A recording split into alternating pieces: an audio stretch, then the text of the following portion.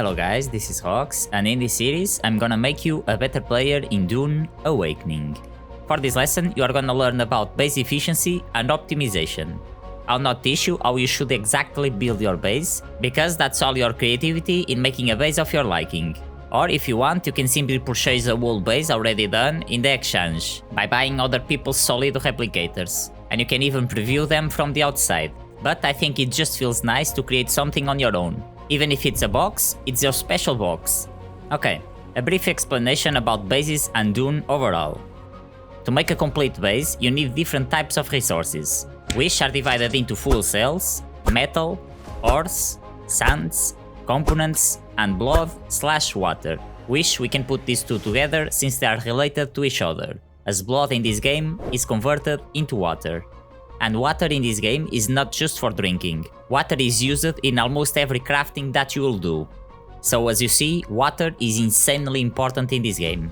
You can gather these resources with a Buggy's cut array or 4 types of hand tools. A cut array, a compactor, blood extractors, or deal reapers. As for components, you find them from chests or NPCs across the world. By the way, to find any resource or uniques in the game, you can check my game tools video, as it basically gives you a massive advantage in the game. All of these resources are used to craft your base and everything related to it, like machines, storages for your resources and gear, water cisterns, which are basically water storages, so you can produce things in larger quantities. Quick example, if you have little water storage, you can make 50 iron ingots, but if you have a lot of water storage, you can make like 2k in one go. Of course, it will take time to craft them, as crafting in this game is not instant. And obviously, you can use these resources to craft your gear, which is armor, weapons, vehicles, gathering tools, and essentials, which is your power pack, suspensor, and ultimate shields. Quick note here, might sound unnecessary to say, but just in case, there is no rule that says that you can only have one ore refinery or one chemical refinery. You can have multiple, and instead of making like 1k in one machine, you can split it and do like 500 in each, so you can produce things much faster. Base location and efficiency. To be extremely efficient, guys, make sure your base is close to a large enemy camp. The large enemy camps are these house icons you see in the map, but some are bigger than others. So keep an eye on that. If you want my sincere opinion, for me, this is the best location to have a base, as you are super close to everything. Iron, carbon, aluminium, floor sand, erythrite, and a huge enemy camp, where you can even loot spice from it. Note here, you loot only the spice, else you cannot carry 2 bodies at the same time. It's small amounts, but since you are gonna go there multiple times along your journey, you'll end up farming spice fields for free. Of course, you will not go there in purpose to grab the spice since it's small amounts, but every time you go farm bodies, you will loot it. Only the spice, guys, else you cannot carry 2 bodies. For efficiency, guys, Buggy is mandatory, and when you can, you should upgrade it to Buggy MK5 engine, since it's faster. Just make sure your Buggy has a storage, any will do, but to gather resources, you should get the best storage that you can for your Buggy, as it can hold more weight. If you want to get a very good Buggy storage, practically for free, guys, come to this location right here, and here you can find Bigger Buggy Booty MK5. It's a random drop from the chest, but has a fairly decent chance to drop. By the way, for curiosity, the differences between unique Buggy storage and the normal ones is not only the weight. They also get more inventory slots, which for bodies is better. So it's like Bigger Buggy Booty MK5 is better for bodies, but the Buggy Storage MK6 is better for resources because there's more weight, and of course the Bigger Booty MK6 is the best for everything. Then use the Buggy to farm bodies, and to go farm bodies, make sure your inventory's weight is 20 or less volume, guys. So this way you can pick up 2 bodies each time to save time, plus the spice. Remember, you loot only the spice. We shall show in a moment where the spice is. If the camp is large enough, you can even get 2 full Buggy storage of bodies. You can get the spice from this spice refinery. But let me show you what happens if you loot everything. Please leave a like or a comment if this is helping. Let's keep going. As you can see, now I cannot hold 2 bodies, that's why I tell you only pick up the spice.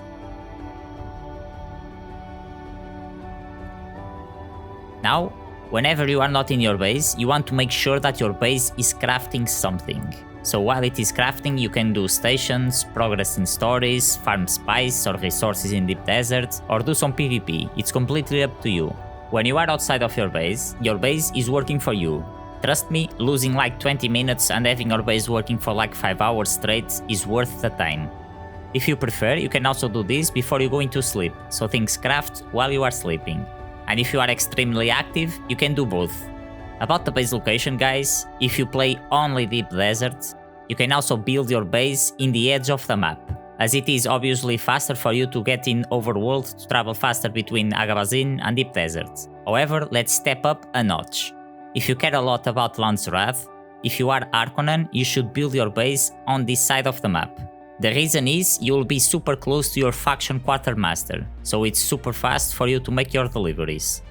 And if you are Atreides, you should build your base in this location, for the same reason, as you'll be super close to the Atreides quartermaster. Although these locations do not surpass the location I mentioned before, in the end, it's completely up to you guys to build whatever you want, since we can fly and get into places pretty fast in Agabazin. For extra water efficiency, make sure your inventory is empty, because these things are heavy. Craft 10 flasks of water of 10 liters each, and the MK4 Dew Reaper Scythe. You want the Scythe, guys. And you don't need higher than MK4. And when the time reaches at dawn, come to any of these places shown on screen, which are hot spots for grabbing water. For me, the ones on the left are amazing. And here you can gather easily 120k water in less than 4 minutes. It's an insane boost to your base water. Then you just need to go to your base and deposit all water in any of your water cisterns. To get a quick start in crafting, guys, go farm with your scout shopper just to start your machines. And once you start the first crafting, then you can use your assault shopper or your buggy to go farming. Because while you are farming with them, the machines are already working. And once you come back, they will work for hours. Another quick tip that can be handy not only for placing bodies in dead steels, but to simply move items around your base, is by placing your mouse inside the storage and hold E. And doing so, you'll move items faster. Keep in mind, these will grab the items by order from top to bottom. If you play in a group, you can simply divide these tasks. One goes for bodies, one goes with scout to start the machines, and the other goes already with an assault or a buggy to bring more resources, and then you are free to do whatever you want, while your base is working for you. And that's you being efficient. Now let's step up a little bit. Get more space in your base. To make a base, you need first to place a Subfief console. Simple words, it's a piece that you use to claim part of the land that allows you to build your base. However, let me give you 4 important tips for this. Before you place your Subfief console, keep in mind that you can rotate it, using Alt or your respective key. This seems like a worthless thing, but can be very important sometimes, to not have your base like inside of rocks or so. Make sure you have resources in your inventory for at least 1 storage container. I recommend using the aluminium one if you can. After you place your Subfief console, build 2 foundations and place storage containers in it, and then move everything from your vehicle to your base storages. This is a simple but very important step, so you are not getting annoyed like going to your vehicle over and over again to grab resources while you are building. Now comes the most important. Build your base foundations and your walls. And right here you are gonna build 2 walls up and build floors somewhere in the middle of the base. Your objective here is to have a roof 2 floors up on top of your Subfief console. If you want, you can move your chest to a corner of your base.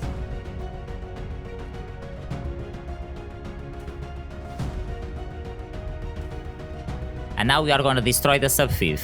Yes, you heard well. We are gonna destroy it. And now we are gonna place the new Subfief in the roof we just created, which is 2 floors up. The reason you are doing this is because you might have been robbed all your life without noticing. As when you place a Subfief, as you can see, you get building space around it, like left, right, top and bottom. As if it's the centerpiece and you can build all around it. What most people forget is that by placing your Subfief like this on the ground, you are not using its total space, because it also gets space to the bottom, and the bottom is the ground. So we are basically just placing it higher to recover that lost space. So from now on, keep this tip in mind. This is extremely handy for deep desert, or a new base you are planning to build. Let me give you an example. If I place a large spice refinery, which is a very tall machine, and I had placed the Subfief here in our foundation, I can place the large refinery, of course. However, as you will notice later on, you cannot place a roof on it, due to building height limit reached. So it would get destroyed by the sandstorms. But if we do the Subfief tip I just gave you, let's see if we can fit it now. So without needing to destroy your base, let's destroy your Subfief and place a new one in the roof we just created, which is 2 walls taller. Ideally guys, you want to place the Subfief in the exact same position.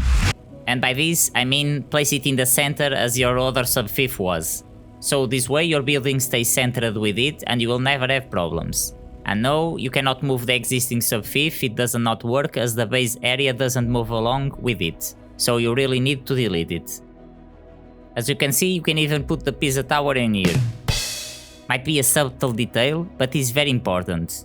You can do this to make like extra loot floors for your base, whatever you want. Your creativity has no limits.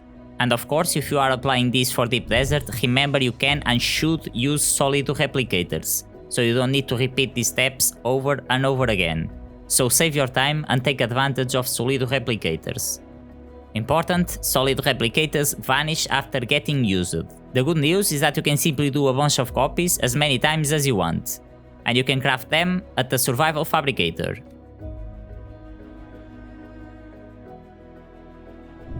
The Advanced Subfief allows you to expand your base horizontally or vertically by crafting the respective stacking units, and you can have a total of 5 stacking units combined. Keep in mind we can only have 1 Advanced Subfief, so this is basically just to expand your main base for more space. Quick note, the more stacking units you use, the higher tax you have to pay. And the taxes for owning Subfiefs and stacking units can be paid in Harkonnen or Argo Village, at the tax collector. You can pay them once every 2 weeks, or to make sure that you don't forget to pay your taxes, you can mark like a day of your week. For example, at Mondays is day to pay your taxes.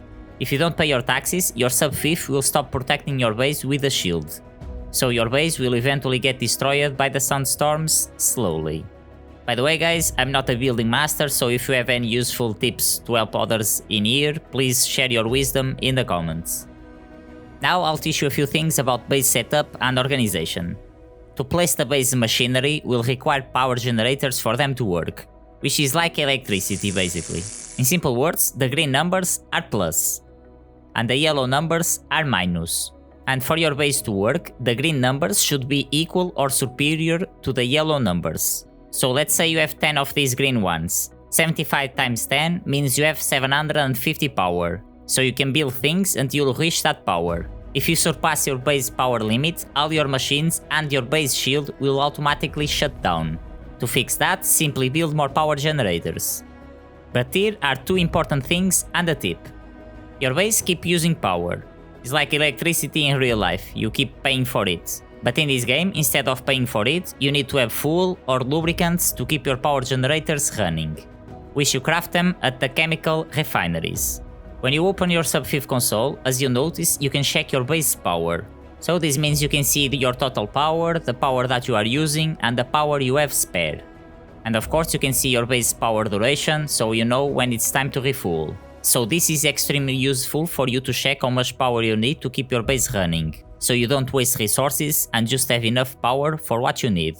This is something worth checking every time you make changes in your base. So imagine you have machines that you don't need anymore, or power generators that you don't need anymore. You can delete them to reduce your base upkeep costs. By the way guys, even if your base is completely empty, without machines I mean, you need at least 1 power generator working. So your Subfief can use its shield to protect your base from the sandstorms. An example for this guys is imagine you have a Buggy base in Sheol. So it's just your Buggy, your base and plenty storages. You need at least 1 power generator so that base is protected from the storms. There are 2 types of fuel in the game guys. Fuel cells and lubricants. And each of them is divided in 2 variants. Fuel cells, spice infused fuel cells, low-grade lubricants and industrial-grade lubricants. And my tip for you here guys is always use the same fuel type for your base power generators. What I mean by this is to make it less confusing for you. For example, would you rather have a mix of fuel cells plus lubricant generators and have to do farming for 2 different fuel types? Or would you rather to have all the same generator types that use the same fuel type? To be easier and more organized, since they also have different durations, the second option feels better, right guys? Now, most of you already know this, but maybe some of you are just using half of it. When you are coming from a trip, or even organizing chests, you can use your vehicle's inventory directly to store items in your base, or vice versa. And exactly on this vice versa is where some people forget about vehicles. For example, imagine you want to delete a wool chest because now you can craft a better chest. You can move everything from that chest to your buggy or your shopper. Place the new storage and then pass all items from your vehicle to that storage. And of course, after that you can delete your chest if you want. One trick you can do here, to give you a better understanding, is by making our refiner's inventory full in purpose. So let's grab a piece of plant fiber, for example, and fill all slots. But keep in mind the refiner's inventory is pretty nice to hold items, and they also can withstand some nice volume. So this is just for the example. Because when the refiner's inventories are full, it's when they start sending the crafted resources into our storages across the base automatically. But instead of doing that randomly, we are now gonna tell them where we want our stuff. Circuits have 2 important things: input and output. Input is where your refiners is gonna look for resources to craft, and the output is where your refiners are gonna store the crafted resources. Let me give you an easier example side by side. In your left side is your storage, and in the right side is your refinery. Here, to make it the most simple and give you more freedom around your base, the right circuit in your storages always live at circuit 1. And the left circuit in your refineries always live in circuit 1. Take a picture of this if you want, or come check the video again later on. I have a timestamp so it's easier for you to find it in the video. This means your refineries will grab resources from all chests across your base, so you can deposit your resources freely without needing to worry. And now for organization, we change the others to the same number. For example, the left circuit of your storage, let's change it to circuit 2. And the right circuit of your refinery, let's change it to circuit 2. This means your refinery will send a finished product to the circuit 2 storages. Let's do this one more time for the other refinery, so you get more training. But for here, we are gonna pick circuit 3. On the left circuit of this refinery storage, let's set it to circuit 3. And the right circuit of this refinery, let's set it to circuit 3. And this will send the crafted products into the circuit 3 storages. Remember guys, here you can have multiple storages of circuit 2, multiple storage of circuit 3. For simplicity, if I were you, and this is what I personally do, I would leave chemical refineries to go to circuit 2, and ore refineries to go to circuit 3. And that's it. Make sure you have a bunch of chests spread around your base for both circuit 2 and circuit 3. This is to keep things simple. But for those who don't mind overcomplicating things, let's imagine you have 2 chemical refineries and 3 ore refineries. I'll number them to make it easier. Chemical 1 will make silicon blocks and move them to circuit 2. So all chests from circuit 2 will have only silicon blocks. The chemical 2 will make lubricants and move them to circuit 3. So all storage from circuit 3 will have lubricants only. The ore refinery 1 will make aluminium and move them to circuit 4. So circuit 4 storages will have aluminium only. Ore refinery number 2 will make duraluminum and move it to circuit 5. So circuit 5 storages will have duraluminum only. And ore refinery number 3 will make plastanium and move it to circuit number 6. So the circuit 6 storages will only have plastanium. And so on. One more note for circuit guys, if the circuit chests are full, the machines stop working. So you obviously need to empty the chests or make more chests. So make sure you keep spending and selling your resources. And if it happens that your machines stop working, after you fix the problem like I mentioned, don't forget to open your machine and press resume. So your machines start working again.